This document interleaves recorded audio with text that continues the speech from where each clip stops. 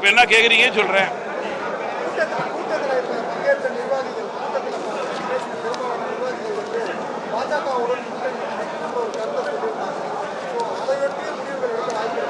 இந்த நபர் எப்பொழுது ஜோசியத்தில் எம்ஃபில் படித்தார்னு எனக்கு தெரியல. அதுக்கு தகுந்த வேலைக்கு அவர் செல்ல வேண்டும், நிருபராக இருக்கக்கூடாது என்பது என்னுடைய கருத்து.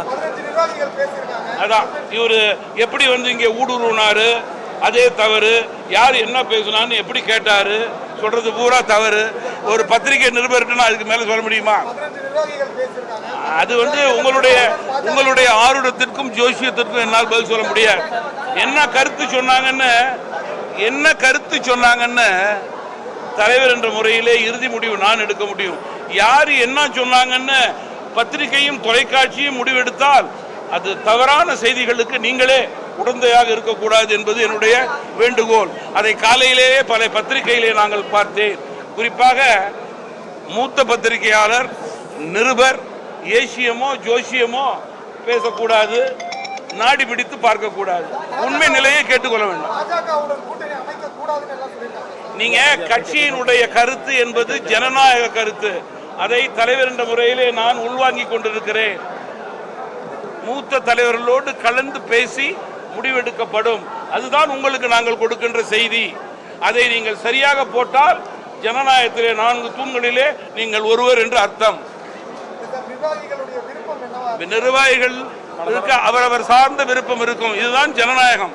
இதை விட பெரிய ஜனநாயகம் இந்தியா உலகத்திலேயே பெரிய ஜனநாயகம்.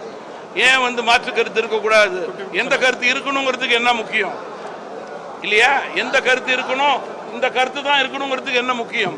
அதெல்லாம் ஒரு அரங்கிலே கட்சிக்குள் நடக்கின்ற கூட்டத்திலே தமாக ஒரு கூட்டு குடும்பமாக தங்களுடைய எண்ணங்களை பிரதிபலிக்கும் போது கட்சியினுடைய வருங்கால நலன் கருதி எல்லோருடைய ஆலோசனைகளையும் தலைவர் என்ற முறையை உள்வாங்கி முக்கிய தலைவர்களோடு கலந்து பேசி இயக்கத்தினுடைய வருங்கால நன்மைக்காக முடிவெடுக்க வேண்டியது என்பதுதான் அதிகாரப்பூர்வமான நிலையாக இருக்க முடியும். நீங்க கேளுங்க. வேற என்ன?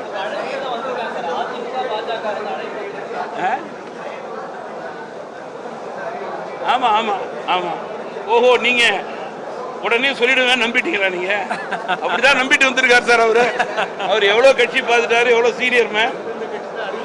நான் தான் திருப்பி சொல்றேன். இன்னைக்கு செயற்குழு முடிஞ்சிருக்கு. இல்ல, செயற்குழு முடிஞ்சிருக்கு, ஆலோசனை நடந்திருக்கு.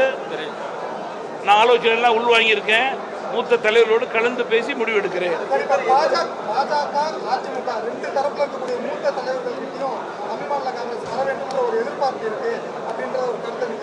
பொதுவா நான் எந்த கருத்தையும் சொல்லல. நீங்க சொல்ற கருத்துக்கு பதில் சொல்றேன்.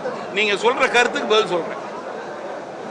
மத்தியிலே பாஜக இருந்தாலும் சரி, மாநிலத்திலே அதிமுக இருந்தாலும் சரி, அதனுடைய தலைவர்களோடு எனக்கு நன்கு பரிச்சயம். அவர்கள் மீது நிறைய மரியாதை வைத்திருக்கிறேன். அந்த பழக்கம் தொடர்கிறது. அது வேறு. கூட்டணியின் போது நன்கு பழகுகின்ற கட்சிகள் தலைவர்களிடையே எதிர்பார்ப்பு இருப்பது புதிதல்ல.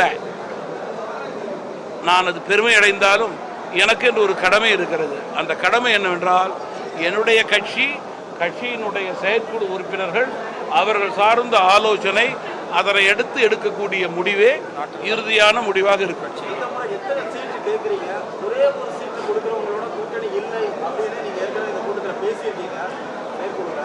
நியாயமா சார், ஒரு நண்பர் சொல்லக்கூடாது, ஏதோ ஊடுருவி இருக்காரு, அவர் பேர்ல கேச போடணும்.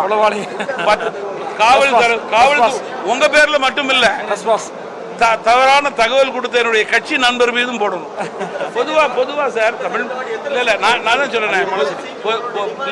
இல்ல பொதுவா தமிழ் மாநில காங்கிரஸ் கட்சியை பொறுத்தவரை கூட்டணியினுடைய இலக்கணத்துக்கு எடுத்துக்காட்டாக செயல்படுகின்ற கட்சி. புரியுதா இல்லையா?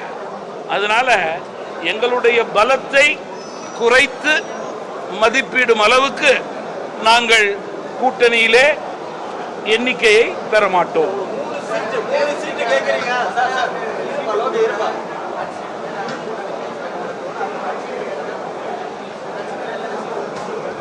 எங்களை கட்சி பொறுத்தவரையில் சார், இந்த கட்சியினுடைய எண்ணிக்கைகளெல்லாம் வெளியில் சொல்லி நாங்கள் பத்திரிகை நண்பர்கிட்ட அது ஆலோசனை செய்யணும்னு அவசியம் இல்லை. ஒவ்வொரு கட்சிக்கும் ஒவ்வொரு பாணி, ஒவ்வொரு கட்சிக்கும் ஒவ்வொரு பாணி. தமிழ் மாநில காங்கிரஸ் கட்சியை பொறுத்தவரையிலே பலர் பல கருத்துக்களை கூறியிருக்கிறார்கள். எது உண்மை நிலையோ எது சாத்தியமோ அதற்கேற்றவாறு மரியாதை குறையாமல் இந்த தேர்தலிலே தமிழ் மாநில காங்கிரஸ் கட்சி கூட்டணி கட்சியாக, முக்கிய கட்சியாக, ஏன் வெற்றி கூட்டணியிலே இருக்கும்.